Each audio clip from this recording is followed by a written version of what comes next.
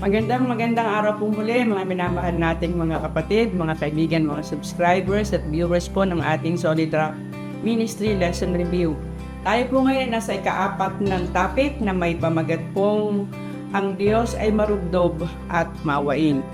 At kagaya po ng ating kasanayan, atin pong babanggitin ang mga pangalan na nagbigay po ng kanilang mga comment sa ating programang ito. Ngayon po ay atin pong babanggitin ang mga pangalang ito. Melia Arciso, Floyda Filipina ng Europe, Lucia Ocampo, Tess de Mapilis ng Marigondon, Cavite, Roger Tuquero ng Baisa, Caloocan, Francisca Sosa ng Manila, Dionisia Salacan, Marilyn Legaspi, Nestor Mutea, Nanette Banyas, Leo Ebora ng Iloilo, Aida Almasco ng Pasig, Andy Aldabe ng Camarines Sur, Leonardo Padriquela, Almanantes ng Kuala Lumpur, Marlon Magsayo ng Antipolo, Rosana Elcano, Aris Pak, Ronel Castillo, Miles Orpia ng San Miguel, Bulacan, Romeo Tejada, Ruel Denden ng Catel Davao Oriental, Kaadlawan JP, Amilin Magana, Edna Colendres, Bern Pronda, Prince Lasso, Rowena Cahigos, Rosana Elcano, Jeremias Corpus, Edmond Sapio, Domingo Nas, Venus Panaglima, Emi Proelda, Ray Valenza ng Valenzuela City, Nicetas Estubo ng Guagua, Pampanga, Mary Jane Tornilla ng Baclaran Church, Alma Gonzales ng Imos, Cavite, Roger de la Cruz ng Antipolo, Mark Vincent Manansala ng Abelo, San Nicolas, Batangas, Cecilia Baal, Emilio de la Cruz ng Hillview Church, Gemma Morente ng Kasiligan, Pola Oriental, Mindoro, Maria Bacan, Melodin Lastimoso ng Tugasaw, Palawan, Jenny Busaya ng Malolos, Claricel Queso ng Magallanes, Cavite, Shem Sumagaysay, Edwin Peras ng Alawihaw, Daet, Yodi Abinido ng Kapatalan Church, Lucero Somblatin, Emilito Lura ng Matnog, Andres Roel ng Tabo-Tabo, Mirna Medina, Rafael Granadlexes ng Lorilla, Glory de Guzman at Rick de Guzman ng San Dimas, California. Ito pong Project 8 Seventh-day Adventist Church, ang Sitio Militar Seventh-day Adventist Church, ang GSIS Seventh-day Adventist Church na nagdaos lamang po ng kanilang 30th anniversary na nandoon po kami. Ang Prisco Seventh-day Adventist Church, hindi po namin maalaala yung isang church na kasama pa ninyo, kaya amin na lamang po silang binabati. Kami po ay nagagalak na kayo'y nakasama namin, nakadaupang palad namin kayo nung panahon kayo ay nag-celebrate ng inyong 30th anniversary ang GSIS Seventh-day Adventist Church. Ganon din po ang church ng Vinson, Seventh-day Adventist Church ng Vinson at Bagasbas Adventist Church, na kanila pong ginagamit ang programang ito sa kanilang lesson review tuwing araw ng Sabado. At lahat din po ng mga kapatid na tumatangkilik ng programang ito, na hindi po nyo ipinapadala yung mga pangalan, kayo po ay alam namin, kasama namin sa tuwing kami mag-aaral, kaya kami po ay nagbibigay din po sa inyo ng pagbati. Tayo po ngayon ay nasa atin na pong topic, kagaya po nung sinabi ko kanina, ang Diyos ay marugdob at maawain. Subalit kagaya po ng ating palagi ginagawa, tayo po muna ay hihingin ng tulong sa ating Panginoon. O Diyos ka pong makapangyarihan sa lahat, marami pong salamat sapagkat kayo po ang Diyos na makapangyarihan sa lahat. Kami po ay muling nagpupuri sa inyo sapagkat patuloy mo pong sinusubay, patuloy pong ginagabayan ang programang ito. Kami po ay humihingi ng inyong banal na patnubay, buksan po aming mga isipan, upang lalo po naming maunawaan ang inyong mga salita na nais mo pong iparating sa amin. Pagpalain po ang mga tumatangkilik at nagsishare ng programang ito. Sa Panginoon, ito po ay mas maging paraan upang marami pa po ang makakilala sa inyo. At ang inyo pong banal na bendisyon, pag-iingat at pagpapatawad po ng aming mga kasalanan ay aming gamitin sa pangalan po ng aming Panginoong Jesus. Okay, ang ating pong talatan sa ulihin ngayon ay makikita natin sa Isaiah 49:15. Malilimutan ba ng babae ang kanyang batang pasusuhin na siya hindi mahabag sa anak ng kanyang bahay bata? O ito'y makalilimot, ngunit hindi kita kalilimutan. Malimit, itinuturing na ang pagiging emosyonal ay isang katangian ng mga manihinat. Kaya't ang mga hinahangaan ay ang mga taong hindi nagpapakita ng emosyon sa anumang sitwasyon.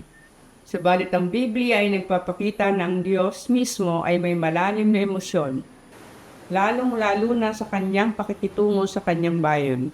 Nagpapakita na ang Diyos ay Diyos ng pag-ibig at nagdaramdam ng labis at labis kung ang kanyang bayan ay napapahamak o namumuhay ng buhay na tiyak na mauuwi sa pagkapano. Ibig sabihin, ang emosyon ay hindi masama sa kanyang sarili at hindi rin mabuti. Pag-aaralan natin ngayon ang marubdob na damdamin ng Diyos para sa atin. Narito po ang mga katanungan na ating pong pag-uusapan ngayon. Number 1, paano inilalarawan sa banal na kasulatan ang lalim ng pag-ibig ng Diyos? Pangalawa, gaano naman inilalarawan ng kasulatan ang sakit na nadarama ng Diyos tuwing ang kanyang mga anak ay tumatalikod? Pangtatlo, paano naman nakita sa buhay ni Kristo ang sinasabing lalim ng pag-ibig ng Diyos? Pangapat, kung ang Diyos ay pag-ibig, bakit sinabing siya'y mapanimuguing Diyos? Number 5, ano ang pinakamahalagang dapat makita sa ating buhay? Balikan po natin ang question number 1. Paano inilalarawan sa banal na kasulatan ang lalim ng pag-ibig ng Diyos? Sige po, magandang araw po muli sa inyong mga minamahal na mga kapatid. Atin pong bubuksan muli ang ating banal na kasulatan at titingnan po natin dyan sa mga awit. 103:13, ano po ba ang sinasabi? Kung paano ang ama ay naaawa sa kanyang mga anak, gayon naaawa ang Panginoon sa kanilang nakatatakot sa Kanya. So, maliwanag po, siya ay katulad ng isang magulang sa pakikitungo niya sa kanyang bayan. So, tayo bilang mga magulang, alam po natin yan na damdamin ng isang magulang, isang ama, isang ina tungkol sa kanyang anak. Ganon daw po ang pag-ibig ng ating Panginoon. Tingnan po natin doon sa Isaiah 49:15. Anong siya sabi? Malilimutan ba ng babae ang kanyang batang pasusuhin na siya hindi manghahabag sa anak ng kanyang bahay bata? O ito'y makalilimot, ngunit hindi kita kalilimutan. Ayan. So sinasabi po na ang pag-ibig ng Diyos katulad sa isang magulang, subalit higit pa. Sapagkat sinasabing ang isang ina na mayroong pasuso, maaari niya itong makalimutan, maaaring hindi siya mahabag. Maaaring mas pahalaga niya yung forma ng kanyang suso kaysa sa kabutihan ng kanyang anak. Marami pong ganyan na ayaw magpadidi sa kanilang mga anak sapagkat gusto nilang ma-preserve yung kagandahan ng forma ng kanilang dibdib. Dahil po ang sabi ang Panginoon, kailanman hindi niya kalilimutan ang kanyang mga anak. Ganun po kalalim ang pag-ibig ng Diyos sa bawat isa sa atin. Tingnan pa natin sa Jeremias 31:20. Ano siya sabi? Ang Ephraim bagay aking minamahal na anak, siya bagay iniibig na anak, sapagkat kung gaano kadalas nagsasalita ako laban sa kanya, ay gayong ko inaalaala siya ng di kawasa. Kaya't nananabik ang aking puso sa kanya, ako'y tunay na maaawa sa kanya, sabi ng Panginoon. Ayan. May mga pagkakataon na tayo ay nagiging sutil. Ano po? Dahil tapos ang wika riyan, ang Panginoon ay nag-iisip ng kaparusahan, subalit hindi yung parusang ikapapahamak, kundi parusa na para atin siyang kailanganin at ating maunawaan na tayo walang magagawa kung wala siya. Sapagkat masakit sa Panginoon na tayo ay napapahamak. Kaya ayaw niya na tuluyan tayong mapahamak. Kung bagamat siya ay nagbibigay ng mga parusa, ito ay para lang ipaalaala sa atin na tayo ay kanyang minamahal, na tayo ay ibig niya na maging ligtas. Ano po? Katulad marahil po ng nangyari ngayon sa Los Angeles, ang ibig lang po ng ating Panginoon, ipaalaala na mayroong Diyos na nagmamahal, mayroong Diyos na kinakailangan natin sa ating mga buhay. Okay po, at ngayon po sa ating pangalawang katanungan, gaano naman inilalarawan ng kasulatan ang sakit na nadarama ng Diyos tuwing ang kanyang mga anak ay tumatalikod?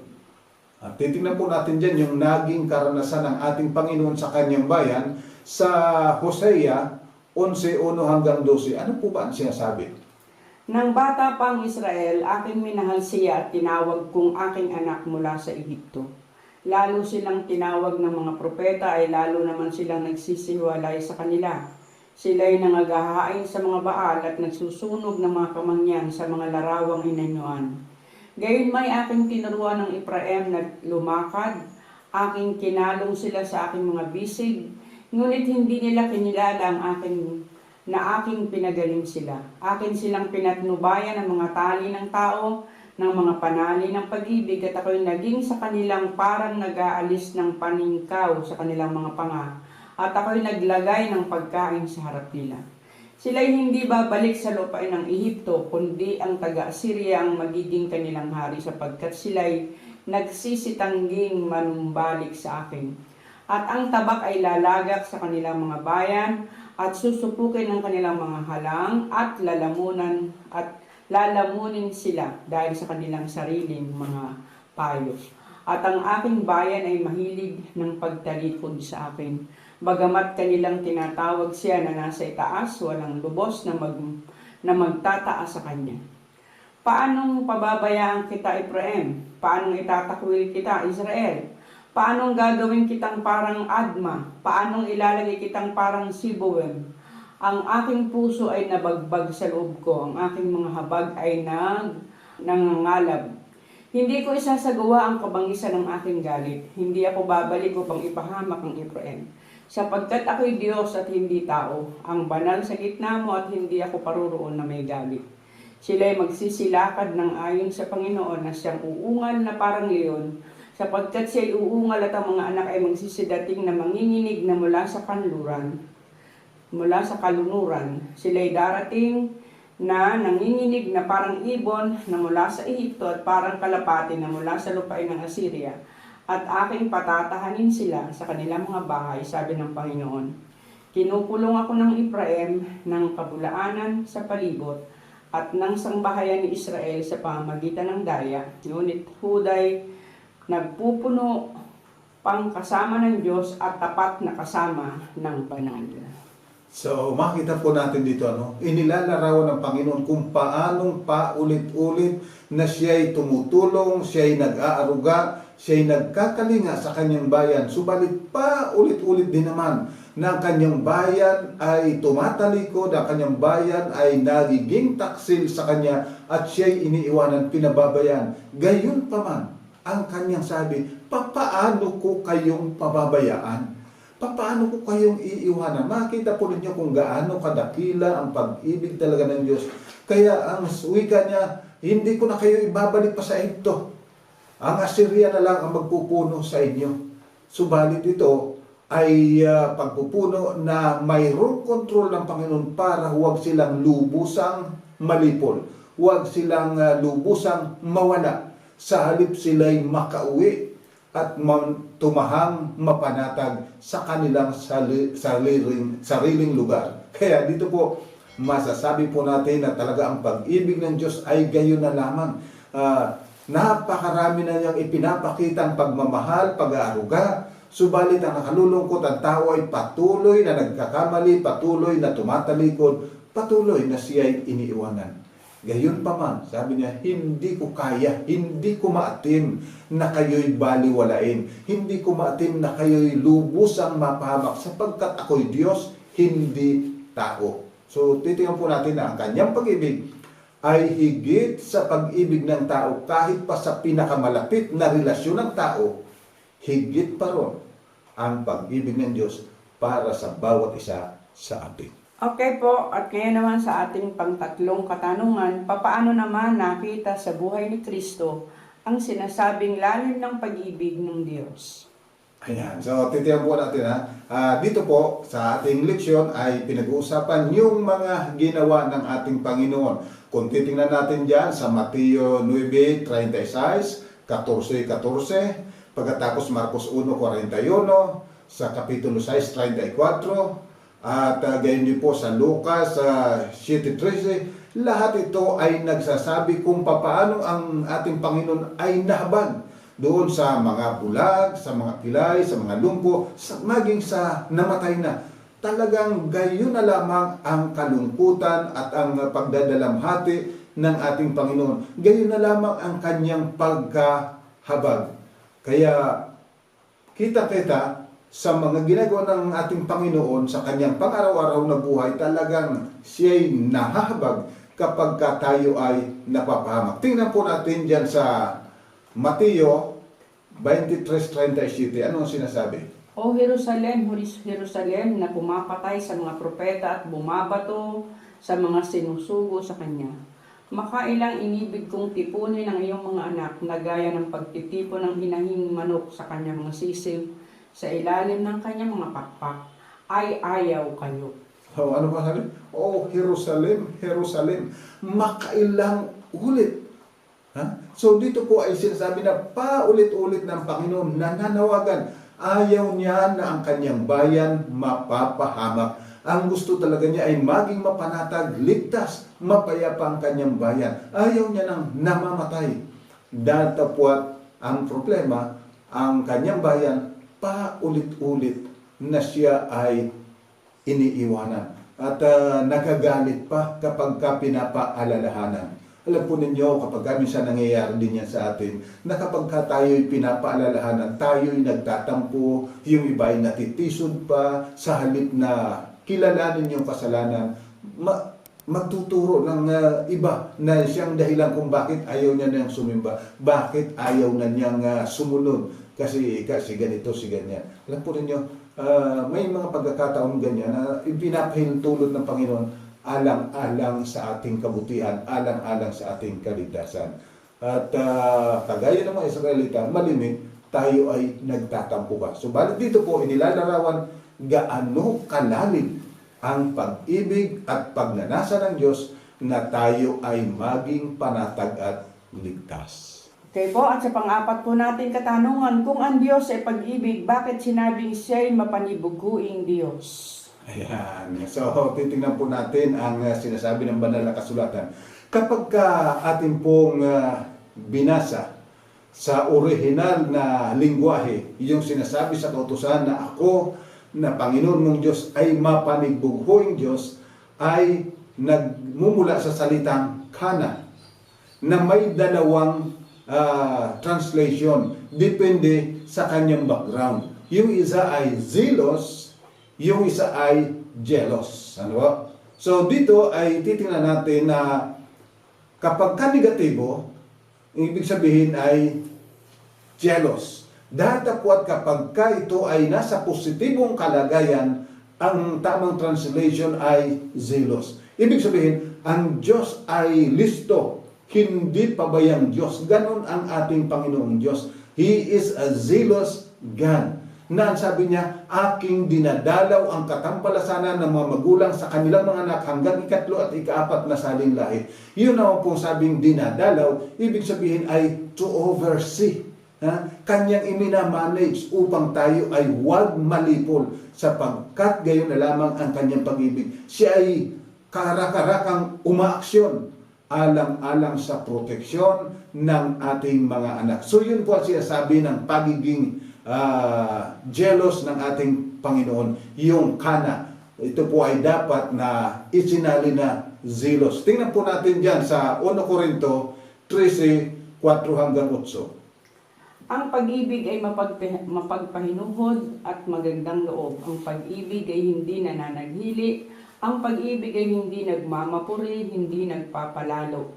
Hindi nag-uugaling mahalay, hindi hinahanap ang kanyang sarili. Hindi nayayamot, hindi inaalumana ang masama. Hindi nagagalak sa kalikuan, kundi nakikigalak sa katotohanan. Lahat ay binabata, lahat ay pinaniniwalaan, lahat ay inaasahan, lahat ay tinitiis. Ang pag-ibig ay hindi nagkukulang kailanman, kahit maging mga hula ay mga tatapos, maging mga wika ay titigil, maging kaalaman ay mawawala. Ayan. So, dito po sasabi, ang pag-ibig ay hindi yan nananaghili, hindi yan nag-iisip ng masama. At diyan po natin makikita ang ating Panginoon. Kung siya man ay nasasaktan sapagkat nakikita niya ang ating kapahamakan. Hindi siya yung jealous dahilan nasaktan siya o kaya'y nawalan siya.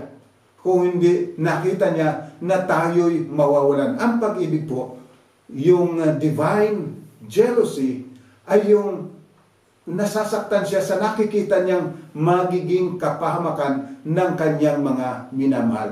Sa atin po kasi yung ating human jealousy ay pagkainggit, tayo'y may naiisip na naghihinala tayo, kaya tayo ay nagiging panibughuin. Pero ang Diyos, hindi po. Ang kanyang paninibugho ay paninibugho na inaalala niya yung ating kahihinatnan kapag pinabayaan niya. Sapagkat siya ay Diyos ng pag-ibig. Alam po ninyo, itong salitang jealous na ito dito sa kautusan ng Diyos at yung salitang pag-ibig ay halos parehong nami-misinterpret ng tao. Kung minsan sinasabi natin, I love you, at kaya ayaw ko na mapunta ka sa iba. Ang totoo, hindi yan I love you, I love me. Ang iniisip natin ay bakit pumupunta ka ron? Ang iniisip natin, nawawalan tayo. Hindi sapagkat siya ay mapapasama, kundi sapagkat iniisip natin, mawawalan tayo. Ang Diyos hindi ganun po. Ang kanyang iniisip ay yung kapakanan ng kanyang bayan, hindi yung kanyang kapakanan. Ano kung wala tayo? Maaari siyang lumikha ng panibago. Pero hindi niya ginagawa sapagkat mahal na mahal niya tayo. Kaya yung pong jealousy dito na sinasabi tungkol sa Diyos is actually zealousness. Siya ay alisto, hindi pabaya. At talagang siya po'y nagdaramdam kapag nakita niya na tayo ay lumalakad patungo sa tiyak na kapahamakan. Tingnan pa po natin dyan sa 2 Korinto 11:2. Ano na siya sabi? Sapagkat ako'y naninibugho tungkol sa inyo ng panibughong ukol sa Diyos, sapagkat kayo'y aking pinapag-asawa sa isa upang kayo'y maiharap ko kay Kristo na tulad sa dalagang malinis. Yan. So si Pablo po ay ginamit niya yung salitang paninibugho. Paano niya ginamit? Siya ba'y mawawalan? Hindi po. Sapagkat tayo ay malalayo sa Diyos, kaya siya ay sabi diyan ay nagkakaroon ng paninibugho. Paninibugho para sa ating kaligtasan, para sa ating kabutihan. Ito po ang paninibugho na sinasabing paninibugho ng Diyos. Yan ang paninibugho na sinasabi sa banal na kasulatan, banal na paninibugho na ang iniisip kapakanan ng kanyang minamahal, hindi yung kapakanan ng sarili. Tayo po mga tao, kapag tayo ay nanibugho, ay sapagkat parang tayo ay nawawalan. Kaya may narinig kong sabi ng isang binata, mas gugustuhin ko na mamatay ka kaysa mapunta ka sa iba. Dahil mahal na mahal kita. Alam mo ninyo, hindi yun pagmamahal sa Kanya. Pagmamahal yun sa iyong sarili. Kaya hindi ka papayag na mapunta sa iba. Hindi po ganun ang ating Panginoon. Baliktad. Ayaw niya na tayo'y mapahamak. Hindi sapagkat siya'y mawawalan. Sapagkat tayo ay mahal na mahal niya. Okay po, at ngayon po sa ating panghuling katanungan, number 5, ano ang pinakamahalagang dapat makita sa ating buhay? Ayan, tingnan po natin sa 1 Corinto 13:13, ano ang siya sabi? Datapwat ngayon nananatili ang tatlong ito, ang pananampalataya, ang pag-asa at ang pag-ibig. Ngunit ang pinakadakila sa mga ito ay ang pag-ibig. Ayan, so pag-ibig, ito ang ibig ng Diyos na masumpungan sa bawat isa sa atin. Kung papaano siyang umiibig, papaano siyang nagmamahal sa atin, sana matutunan din natin na ibigin ang ating kapwa sapagkat kung papaano tayong mahal ng Diyos, sila man ay mahal ng Diyos. Huwag nating hahayaan na sila ay mapahamak. Huwag nating hahayaan na sila ay kung ano ang kahinatnan.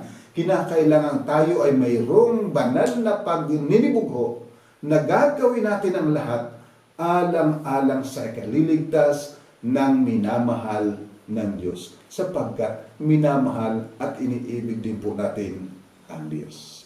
At yan po natatapos ang ating mga talakayan at iiwan po namin sa inyo ang mga summary ito upang mas lalo po natin maunawaan ang ating pinag-aralan ngayon. Number 1, ang ina maaaring makalimot sa kanyang pasusuhin, ngunit ang Diyos kailanman ay hindi makalilimot at laging ibinibigay ang the best. Pangalawa, tuwing tayo ay nakalilimot sa Diyos, ang Diyos ay nagdaramdam ng labis sapagkat alam niya na kung wala siya, kapahamakan ang ating sasapitin. Pangatlo, si Kristo ang tunay na larawan kung papaanong ang Diyos ay nagmamahal at nagmamalasakit. Pang-apat, ang paninibugho ng Diyos ay hindi bunga ng masamang iniisip o palagay. Sa halip ay pagdaramdam ng labis dahil sa kahihinatnan ng kasalanan. At panglima, inaasahan ng Diyos na ang kanyang pag-ibig ay magbabago sa atin tungo sa mapagmahal niyang mga anak. So mga minamahal, sana po muling nakatulong ang ating pag-aaral na ito. Pakatatandaan, mahal na mahal tayo ng Diyos. Tayo po'y manalangin. Ama po naming banal, sa oras pong ito, kami po'y lumalapit sa iyong muli na nagpapasalamat, nagpupuri sapagkat ikaw na aming Diyos ay aming Ama. Nagmamahal, nagmamalasakit, at ginagawa ang lahat alang-alang sa aming kaligtasan, alang-alang sa aming kabutihan. O amang banal, tulungan po nawa kami na magkaroon ng ibayong pananampalataya at pagtitiwala na kami ay matutong magpasakop at sumunod sa iyong kalooban. Higit sa lahat, matuto kaming umibig ng tulad ng iyong pag-ibig sa aming kapwa amang banal upang kung magkagayon, magkaroon ng kagalakan at katuwaan ng kalangitan sapagkat kami ay namumuhay bilang iyong mga anak na sumusunod sa iyong karakter. Salamat po sa pagpapatawad sa aming mga pagkukulang at pagkakasala. At salamat po sa mayamang biyaya na muli at muli mong ipagkakaloob sa bawat isa sa amin sapagkat kami po'y lumalapit sa iyo, nagtitiwala sa ngalan po ng aming Panginoong sa Isus. Amen. Sa mga minamahal, hanggang sa susunod po, tayo'y muli magsama-sama sa pag-aaral ng salita ng Diyos. God bless po mga kapatid.